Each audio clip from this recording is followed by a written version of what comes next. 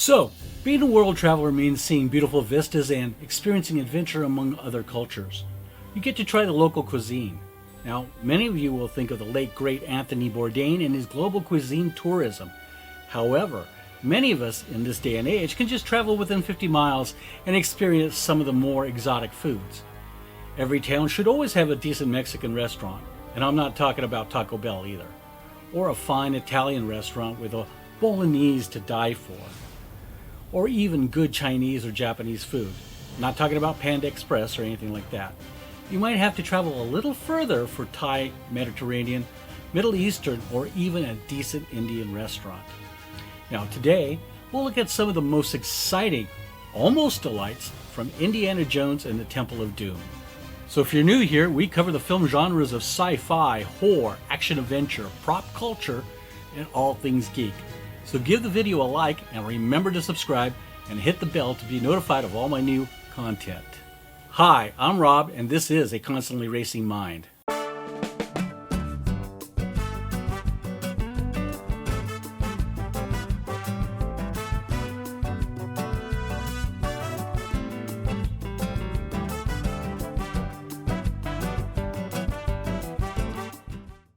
In the second installment of the Indiana Jones saga, we find our hero dressed like a 1930s James Bond, suave, debonair, and ready to do some shady antiquity dealing.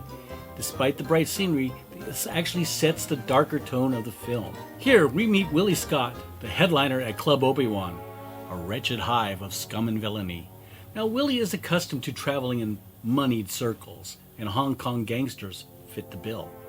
She approaches the table after a Busby Berkeley-like opening dance scene, and apparently, as the gangster's girlfriend, Lao She, she requests an introduction to our hero. No food was orally ingested by Indy, Lao She, and his two sons during the introductory scene. However, there is an interesting flaming kebab dish that Indy throws and impales Lao She's son, Chen, after he is poisoned. Now suddenly Indy's inside man, Wu Han, is shot. Now this leads to the mayhem of Indy scrambling for the antidote and Willie Scott diving for the Peacock Diamond that Indiana Jones has been searching for the last 17 years.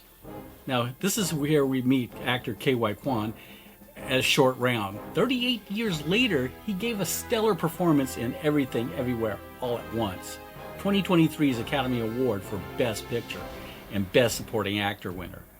Check it out. A link to my review is in the description. Now, after a quick trip over the Himalayas to Nepal, past Shangri-La, and a lazy ride down a river, they end up in northern India, into the small rural village of Mayapur. Now, the trio is welcomed in, and they are offered food. Unfortunately, we aren't shown exactly what they are eating. However, it was probably a meal based on what crops and animals were available to a small village. That would include legumes, beans, lambs, chicken, and leafy greens, but no beef. Of course, Willie has an aversion to the food she is offered. She's used to the more better life and food that Lao She provided for her. Indiana, who traveled amongst various local indigenous peoples during his journeys as a kid and his work as an archaeologist, understands the complexity of culture, food, and just plain good manners. Now, Anthony Bourdain approached food the same way. It's not so much about the food itself, it's about the culture. You know, the gathering, the music, the conversation, and the dining rituals. We don't see precisely what the travelers are offered to eat. However, what they ate seemed wrapped in a leaf, animal style, as an In-N-Out likes to call it. Our little traveling group eats their next meal after traveling to Pancot Palace, home of the Maharaja of Pancot and the lair of the Thugee cult.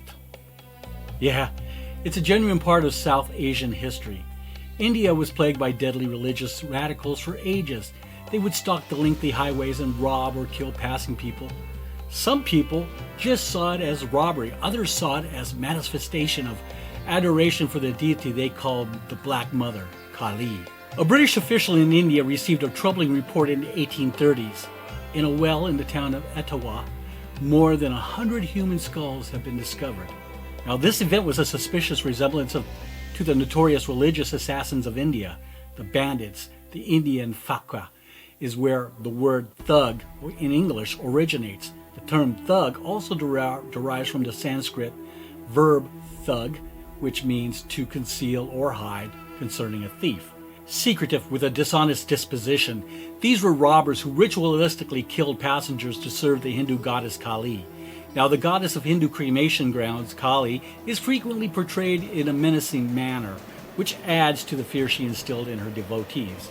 She is referred to as Shalimar, Kali, or Dark Mother. By legend, the gangsters would murder tourists and leave their corpses for Kali to eat.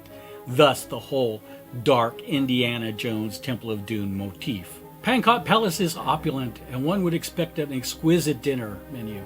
And of course they do. Now, while Indy, Captain Blumbert, and Chata Lal, the Prime Minister of the young Maharaja Salim Singh, discussed the Indian Rebellion of 1857. Yes, that too was real. We are presented with what they call a snake surprise, a boa constrictor stuffed with live eels. No boas here. Please don't be upset. I don't really think this is an authentic Indian dish. However, up next is everyone's favorite delicacy. If you like oysters, do you want to crunch on a rhinoceros beetle? Or something simpler like, soup? Whose eyeballs? I have no idea. I do want to focus on the next course, dessert. Now, dessert in many cases is a cool like ice cream or gelatin-based like Jell-O. Instead, the Maharaja has excellent chefs and a local supply of monkeys. That's right, let's take a look at the chilled monkey brains. Now, originating in the town of Santa Barbara, California, Tiger Shark 2 Shop has provided me with monkey brains. Now, the Indiana Jones section has been growing steadily over the last few years, and having a dead monkey head staring at me every time I walk by is precisely what my family needs. You don't know how freaked out they were when I put Darth Vader or my Templar Knight in my hallway. Now, let me say, they didn't last long there.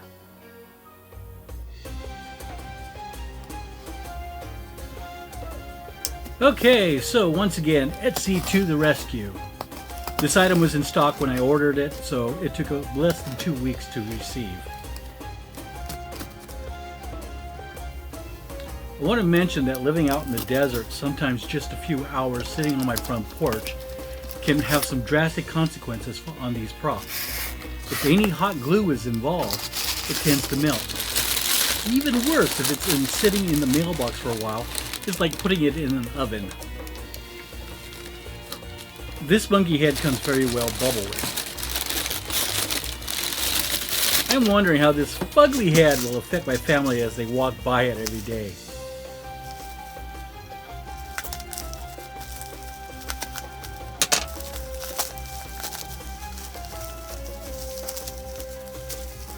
First, there is the stand, which is about 5 inches tall and is very well detailed.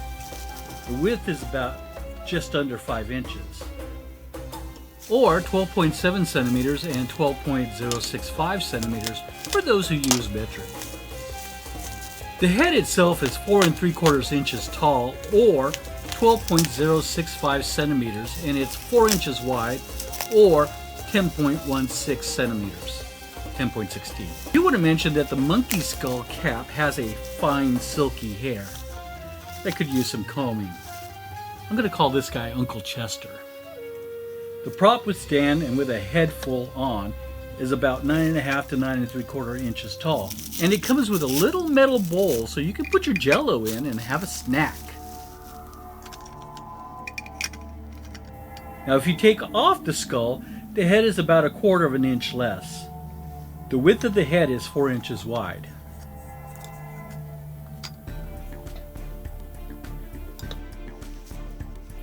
Now, as ugly as a severed monkey's head with its brains exposed is, this is a very nice looking piece of prop art.